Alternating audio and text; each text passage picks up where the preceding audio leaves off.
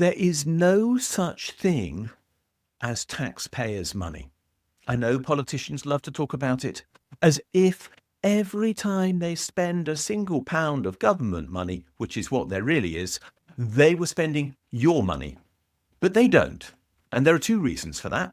First of all, the government creates every single pound it spends by telling the Bank of England to literally mark it up on its overdraft. And every time the government issues an instruction to the Bank of England to pay somebody, and they do, before, for example, your old age pension arrives in your bank account, or if you're a doctor or a nurse, your salary turns up in your account, or whatever else it might be they spend. Every time they do that, the money is created for the government by the Bank of England. It is never, ever funded by a taxpayer. That is technically impossible.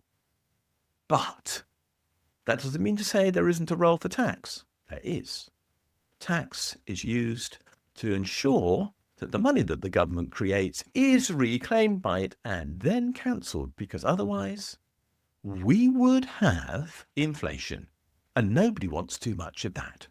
So why do they talk about taxpayers' money? That's because they want to create a myth. They want you to believe that they are spending your money because you would say, please don't spend too much of it. And they're doing that to justify their programs of austerity. For the last 25 years or so, and most definitely in the last 15 years, every single person who's been in the Treasury has been there because they hate government. They hate government spending. They hate what the government can do for you. They hate the NHS. They hate education. They hate the fact that you're claiming a pension. They hate people who claim benefits. They hate the fact that they have to spend to support the armed services and everything else because they hate government. And the way they can shrink the government is by saying they're spending your money. But the truth is, they're not. They're not because they made all that money.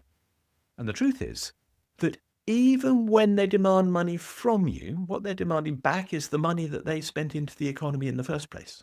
Because remember, if they hadn't spent money into the economy, there would be no money available to you to make payment to them to settle the tax bill that they raise. So what they're asking for is their money back. And they're doing it under a form of contract.